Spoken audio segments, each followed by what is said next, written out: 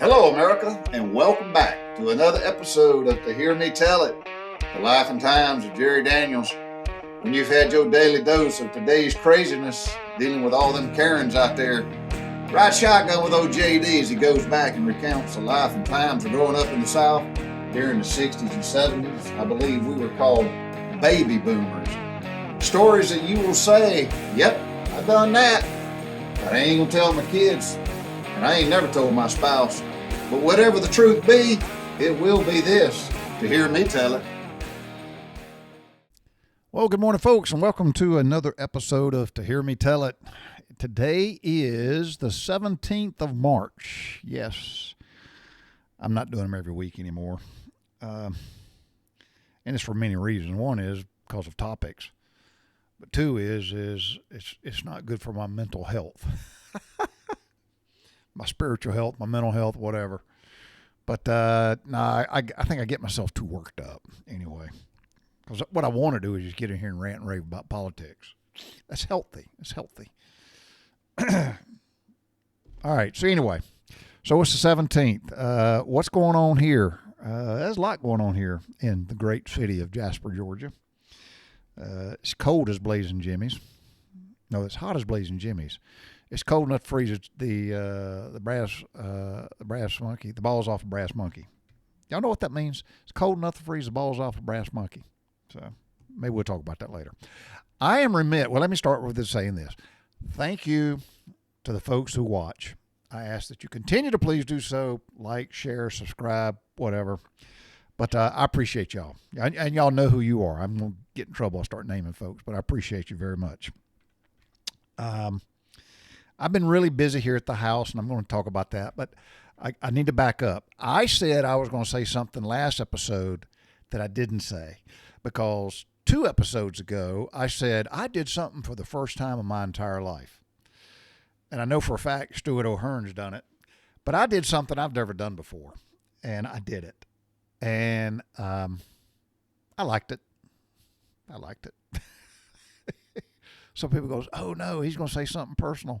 Not really. But I got a pedicure.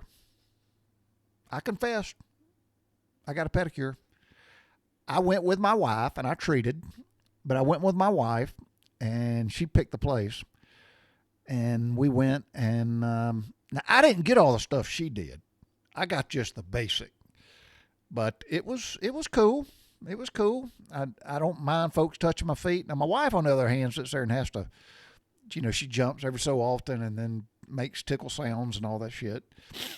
Because I'm the guy in bed that if, and it's rare now, but if and when we do spoon, if I take my foot and I drag it across the bottom of her foot, oh gosh, you think, damn, somebody throwed a damn stick of dynamite in the bedroom.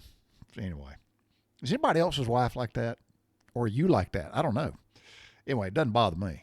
I'm a footsie guy. So, but yeah, I got there and I sat in that dollar chair, and that's a high dollar chair. I even asked that old gal. I said, because they had like 5 or 6 of them. I said, boy, I bet these chairs ain't cheap because you can sit there, you lean back, man. It's heated, and then you turn on all these damn buttons, and it just does. It's like having 15 cats on your back, kneading. Oh man, it felt good. Hell, I'd pay the money just sit in a damn chair. But they got that little tank thing down there at the bottom, and they get to filling it up with water, and it was hot. I mean, it was so damn hot. I told that girl, I said, man, I can't put my feet in here. This is hot. This is scalding hot. So she adjusted the temperature, got my feet in there, got to soak them, I guess. So, and then they wash them, and then they do all this things with all your toenails, and then they do the clipping, and then they do this, and they rub some stuff on it and all that stuff. And then she rubbed this gritty stuff all the way up to my knees on each leg and rubbed it good, and it all felt great. It felt good, man. And she did a good job. I don't know. I don't have anything to compare it to. So it felt good. But I just got the basic pedicure. I didn't ask for nothing frou-frou, smelly, whatnot. Now, my wife has obviously schooled in this because she brought her own nail polish. Because they asked her, what color? She goes, I want this. She brought it. I want this on my toes. I said, oh, damn, I didn't know you had that choice. So I don't know if Stuart O'Hearn brought nail polish to his or not, but I just brought me. But I asked that gal and yes, it's not being racist. It's not being culture stereotyping, but asked me if they were Asian, and the answer is yes. I think they were Vietnamese. Doesn't matter. And of course, it was her father. It was just her and her father were in there, and we were the only ones in there. They didn't speak English. So I don't have any idea what they were saying. But I did ask her when she got up there and she got on my feet. I said, on a scale of 1 to 10, I said, I'm 64 years old. On a scale of 1 to 10, how do my feet look? They look pretty good. I mean, I'm sure you see some really bad stuff. I couldn't do it. I don't, I had a buddy of mine. We went on a vacation one time. He's an ex-buddy. We ain't friends no more. But anyway, we went on a vacation one time, and I saw his toes, and I thought, son of a bitch. Dude, don't wear sandals. Them was some nasty-looking feet. Nasty. I can't stand nasty feet. I don't like nasty feet. He has some nasty-ass feet, and I'm like, man, you don't, You just wear closed-toed, whatever. You need to put that up. Me, on the other hand, I got the Bob Daniels gene. I got pretty feet, and they look young. My feet, my legs, my feet, they look young. I'm blessed with that. I ain't got that ugly ass feet stuff going on. My toes ain't all jacked up, and I groom. I take care of my own stuff anyway. But this was fun, and I asked that girl. I said, "How do they look?" She says, "Oh, they look good." Yeah. She patted them. She goes, "Very nice feet. Very nice feet." I said, "I bet you see some bad stuff." Yeah. But you have a nicer feet. I said, "Okay." That was kind of like an Asian with an Italian accent. Now, Laura's over there. She's sitting to my left. Laura's over there, and I'm watching her, jump. But, man, she's getting the works. I'm thinking, dang, man, they're putting stuff all over it, wrapping it in plastic bags, and then doing all this other stuff. And I thought, wow, that dude's all over her feet, man. So she took like twice as long as I did. So, anyway, it was fun. So I forgot to tell y'all that. I said I was going to say it last time. I didn't. I got my first pedicure, and I enjoyed it. There, I said it. All right. And no, ain't nobody going to come get my man card. That ain't happening. Okay. The chickens are doing fine. I'm averaging, and I'm still keeping this average, but I'm averaging about 10 eggs a day. And I've got one chicken. It's one of my black Australorps who started laying. And the Australorps egg, if you ever think about getting chickens, I don't know about anybody else's chicken. I just know about mine. I'm closing my eye because I see something on my glasses right there. That's bothering the crap out of me. But my black Australorps, their eggs are not very big. Now, the Golden Comets, the Sapphire Gems, the Rhode Island Reds, my one Barred Rock, they got nice size eggs. They're big eggs, but I don't know what it is about the Australorps. Their eggs are not very big. Now, when I say that, let me back up because I have made an observation here. Well, let me just keep going and then I'll come back and then I'll back up. I know, y'all stay with me. Squirrel. One of my Australorps is laying pretty much a white egg. Like the color's gone. I don't know what the hell happened. I don't know if that's normal. I don't know, but it's almost it is damn near. It's like a pearl white. They used to be a light tan, almost like the color of your skin. But one of them has decided to go, I'm going to turn the color thing off, and now it's got almost like a white. So I've got 3 consecutive days of a egg that is damn near white. It's pearl white. Okay. Now I said I was going to go back in there. Anyway, so an observation that I've made from eating my eggs is that the eggs that are the smallest, the yolk is not any, it's the same size. So it just has less egg white. So I guess from a baker's perspective, a baker would have a problem with that because there's less egg white in a smaller egg, but the yolk is the same size, if that makes sense. So, all right. And it does to me. So, also, I'm the only guy who cleans the coop. And for those who follow my Facebook page or watches some of these videos, I'm a stickler for cleanliness, and I clean my coop because I do not want my chickens walking around and I can't do anything about the pen, but I don't want them in the coop in a shit house. So I hang, it's that time of the, well, it was that time. It's freaking cold now, but the flies were out. So I hang these fly bags. You buy them at Home Depot. I put those up to keep the flies down, and they work. They stink like high Hades, but they work. And I clean the pen about every 3 months. That's the outside. That's just where they hang out. That's their yard.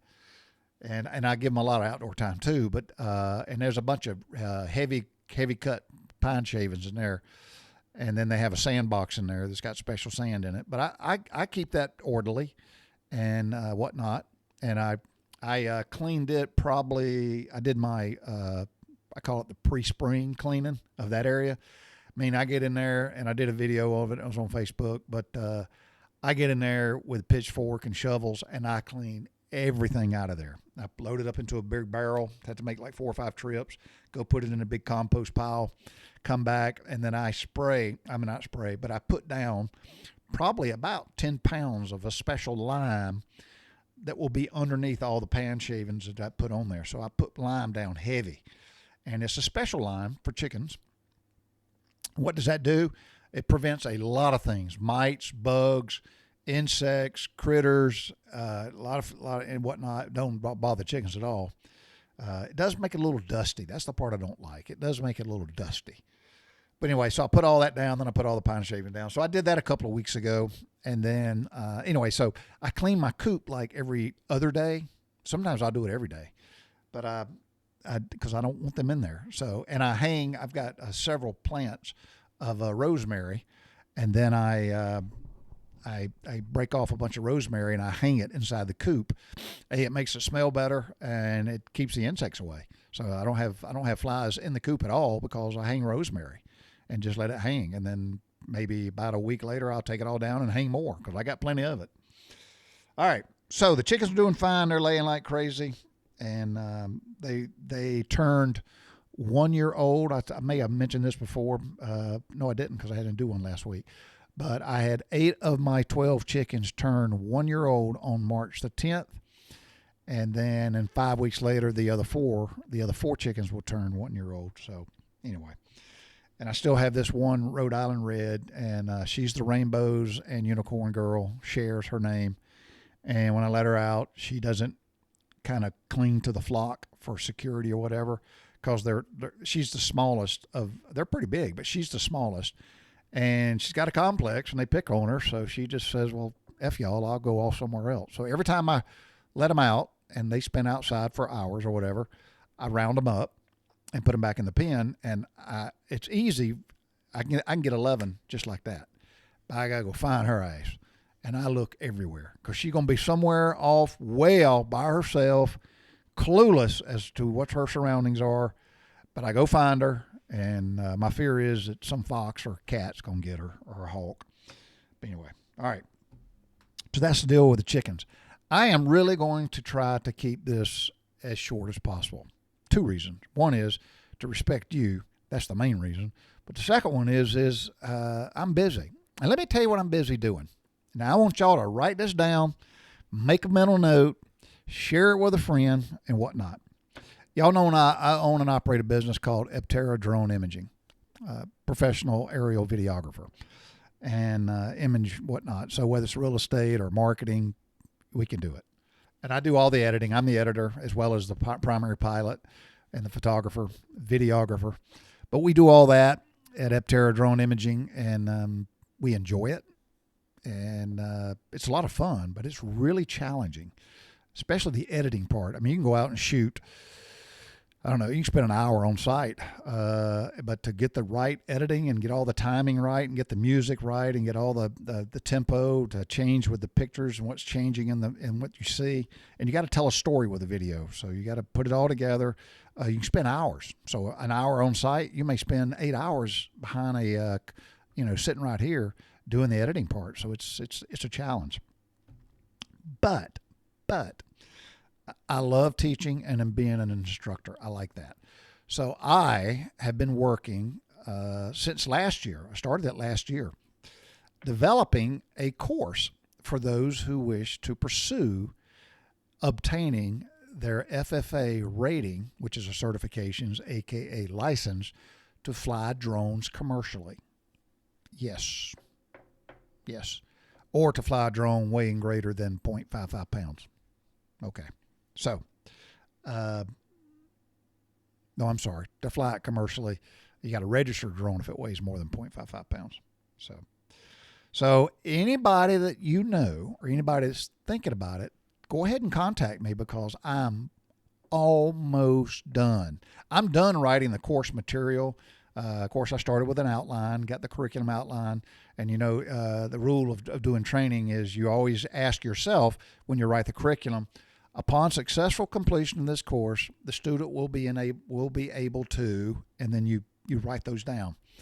And so the course is actually called the Part 107 exam prep. So those who are wishing to take the FFA exam to get their drone license, I will have a 2-day course. It will be live. It will be in person, interaction, a lot of, I say hands-on, but a lot of, discussions. I'm not a big computer-based learning guy. I can do it, but I'm not very fond of it because it's just like you just basically pick when you want to go drink out of the fire hose, and then if you got you didn't think you got enough, you can go drink out of it again. But it's just short-term memory stuff, and boom, and that's what it is. This is a classroom environment. It is interactive with not only with the other students, but with me, and we learn it, which means it's retentive. So that's what I'm going to do. And the course will be 2 days long. I'm going to probably have to plan it for a Saturday and a Sunday because a lot of folks can't take 2 days off work. So it's going to be a Saturday and a Sunday, all day, classroom environment, and going to be $299, as Daddy would say. So you're saying $300? Yeah, $300. $150 a day for instructional training. That's a good deal. So you can go online and buy them for $150 or $200 or $300, and it is what it is. It's just online. It's not this right here. So all right. Anyway, so that's coming very soon. And if anybody wants to know more about it, just tell them to contact me, and I'll tell them about it. All right. So here I'm already at 17 minutes. So here's what I want to talk about. I'm going to talk about this briefly. This is all in the news. Oh, and let me back up. Yes, y'all probably saw this. Don't have any other news about this, but we did have a active shooting. I don't even like that word. We had somebody have a gun, and they were at the local VA, the Veterans Affairs, but they were at our local VA clinic, and there was a shooting, and the police responded, and they killed the shooter. That's all I know. And somebody was wounded to the point where they had to bring in a life flight and fly them out of there. So I'm guessing it was either another patron, a customer, a veteran, an employee. I don't know. I don't know anything.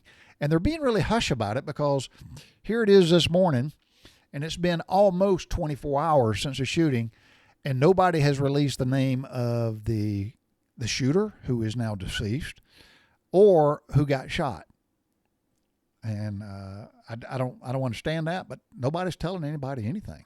So anyway, so my prayers, and I mean that literally, my prayers are to those who have been impacted by this in a negative fashion.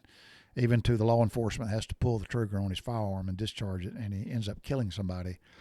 Anyway, I don't know how. Anyway, I'll leave it at that. But that's all I know. So I will tell you this. Now, this happened yesterday morning. I had an appointment yesterday at the VA clinic, and it got canceled. So y'all can call it what you want to. But early Monday morning, when the weather became apparently that it was going to be somewhat impactful, the VA, this VA clinic, the woman who called me, she called me from this VA clinic, and she said, "Hey, Mr. Daniels." I said, "Yes, ma'am. My name's so-and-so with a VA clinic here in Jasper." I said, "Yes, ma'am." She said, "You have an appointment tomorrow at, I think it was 11 o'clock. She said, "You have an appointment tomorrow morning, and we're going to need to reschedule it." I said, "Well, why?" She said, "Well, we think the weather is going to be to the degree that it's going to delay, and they've already delayed the schools and all this other stuff, which I get it. They're erring on the side of caution. I'm not going to Monday morning quarterback it, but I don't think it was necessary. But all you got to do is get it wrong once, and then you're the dweeb. So they're erring on the side of caution, and they just said, hey, we're going to cancel your appointment because you got an appointment on Tuesday the 16th, and we're going to need to reschedule it because we don't think we have reason to believe that we're going to be delayed, or we're not going to be able to, get our staff in here to open up. I said, what I wanted to say was, seriously, guys, I think this is a little over the top. Dang, I got something on my glasses, y'all, and I can't get it off. So I'm an amateur, so, all right. There we go. All right, so maybe I can, son. Dang. So anyway, they called and they canceled the appointment. So I wasn't there. And I'm glad I wasn't there. So hold on. Coffee break. But, I got to thinking after I got the news. And a buddy of mine who is a retired SWAT commander, he sent me a text and he goes, hey, man, active shooter at the VA clinic in Jasper. I called him immediately. I said, hey, buddy, what's going on? He said, I don't know anything else other than that. I just heard it come over the network. There's an active shooter at the VA clinic in Jasper. I said, well, that's got to be a mistake. He said, what do you mean? I said, he didn't know, and I didn't know either, but we just made an assumption that it was inside the clinic. So I don't know. Till this day right now, I don't know if the shooting was inside or outside the parking lot. I don't know. But just making an assumption, which is probably wrong, is that the shooting was inside. And I said, well, that can't be, because they have a gun-free policy. You can't go in the VA clinic with a firearm. He laughed. He goes, yeah, I know what you're talking about. I said, yeah, because I go. And I carry a lot. And or often, I should say. I carry often. But when I get out of the truck, I have to take my damn gun off to go inside the VA clinic. So, and you want to watch them still give me the skunk eye, is I just take it out of my holster. So to walk in the VA clinic with a holster on your belt, they go, you can't come in here with that. I go, it's a holster. My firearm is in my truck because I can't bring it in. And then I call him Rusty. And so that the so-called security guard at the clinic, he or she, I'll be nice. I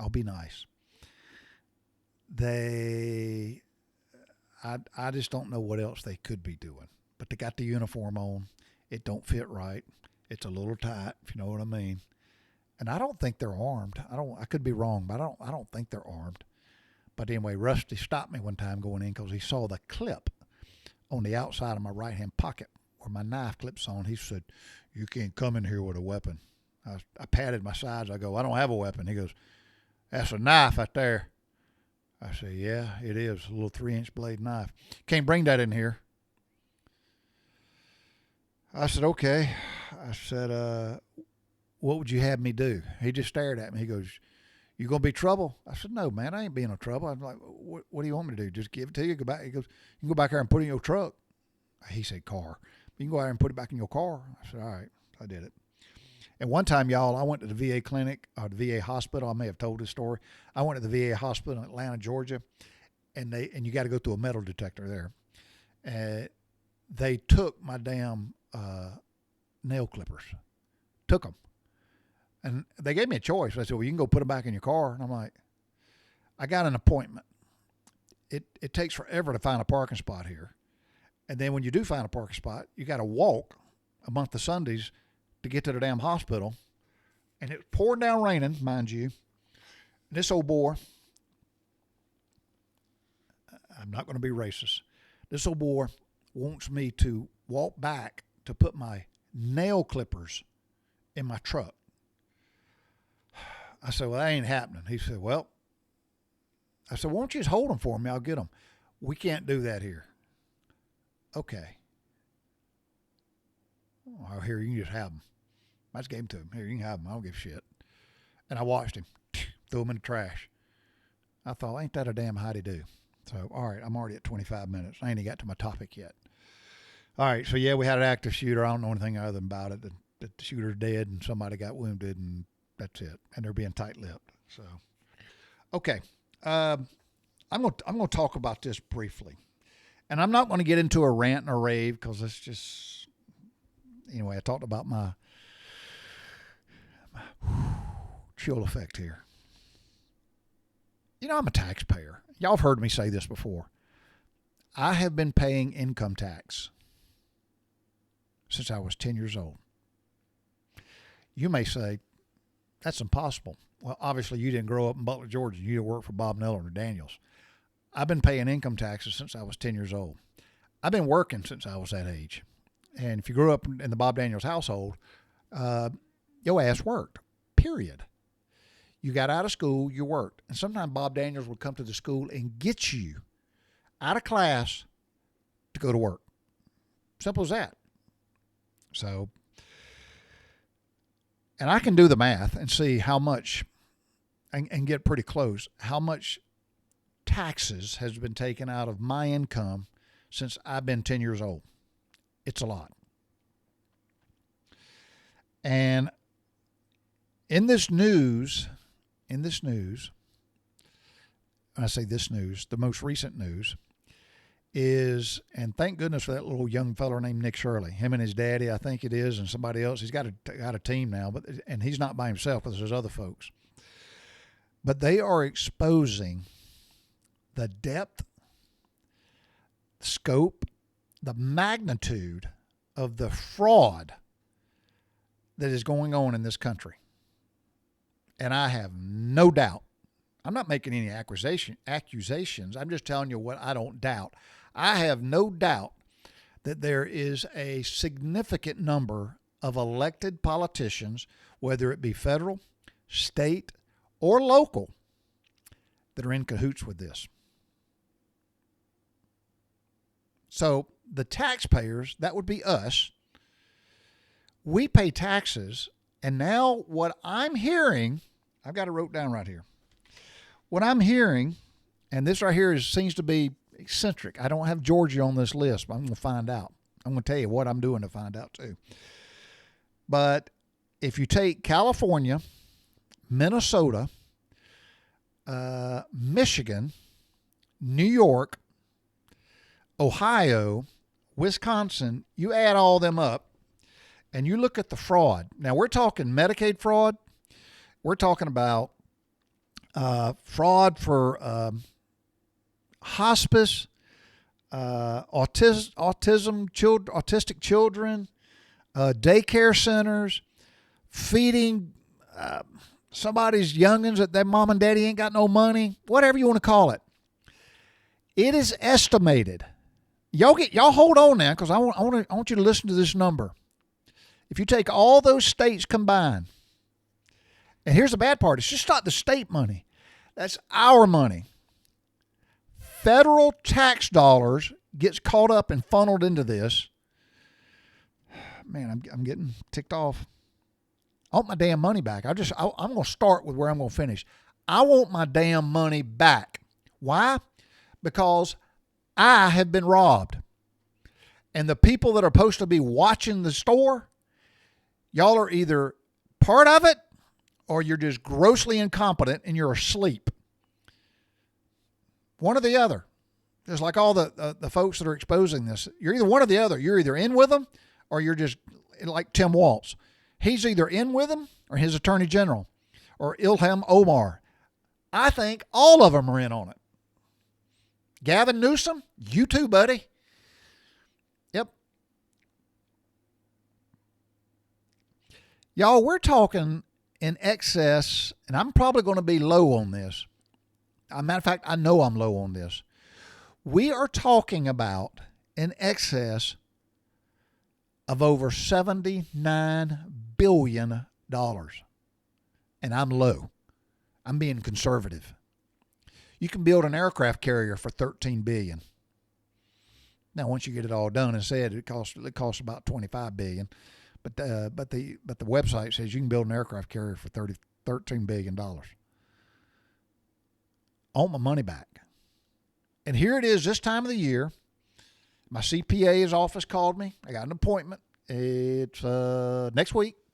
Got an appointment next week. So I'll get in my car. So, and I wish the politicians would see this. I wish President Trump would see this. But I'm a retired guy, retired military. I'm retired. My wife and I draw Social Security. We got limited income. And I'm going to get in my car by choice. I'm going to drive 3 hours south to meet with my CPA. It's my choosing. I'm going to pay him for his time and services and fees to do my tax return so that I can tell the federal government whether I've paid them too much or I didn't pay them enough. And if I didn't pay them enough, then again, I got to stroke another damn check at the end of the year like I did last year. I want my money back. I want my freaking money back. Somebody and a bunch of people, oh man, where's that money going? Where did that 70, I just rounded off, where did that $70 billion, where did it go? It didn't go where it was supposed to go. Somebody's getting rich. I think and I heard yesterday on a podcast that they've arrested we've arrested like 200 people. That ain't even a start. I want to know when I'm going to see the likes of Ilhan Omar, Gavin Newsom, the governors and the mayors in states like California, Wisconsin, Michigan, Minnesota, Maine. Maine's in there too. Maine's got it bad too. Yep. And what's common? There are. I mean, we're human beings. We should not overlook common sense. Occam's razors, whatever you want to call it. But it's amazing that all of this fraud, not all of it, the vast majority of this fraud takes place in Democratic-controlled states and cities. And all of this fraud, the vast majority of it, is being orchestrated and carried out by non-Americans. It's not racist to say that. It's just pointing out the damn obvious. And the vast majority of them are from Somalia. And who was it that brought all these Somalis here? The Clintons, the Bidens, the Obamas, the Democrats. Ilhan Omar made a statement the other day because now they're all fighting at the Capitol about voter ID and all this kind of stuff. She's like, if this passes, the Save American Act, this passes, then she probably won't get elected again. I'm like, so what you're saying is you know for a fact you were elected because there was a bunch of damn illegal voting going on by people that are not Americans. They're not citizens. I'm a firm believer. I don't care. I mean, I'm not running for office. I don't give a shit what anybody says. I don't believe you should be able to hold any office in the United States of America, whether it be federal, whether it be state, whether it be city, any municipality, any elected position whatsoever. You should and you should not be appointed to a high position unless you are a born U.S. citizen, born here, legally born here, not born here from two illegal parents. That ain't legally born here. You're not a citizen by proxy because your mom and daddy snuck across the border and then squatted your ass here. That don't count. Sorry. I think they should start a website just like Doge did, but they should start a website. And I want to see a website that you can go to and you see the mug shots and the language about every single one of these people that are involved in this. My hat's off to Nick Shirley, man. He's out there, just a young man. Why isn't somebody else doing this? Why does it take that young fella to do it? Huh? I don't know. I know Trump likes him.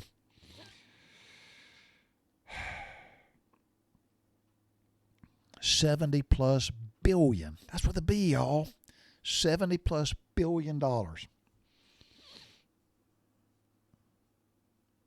Yep.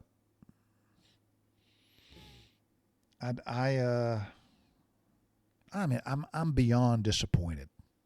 I am beyond disappointed that the people that we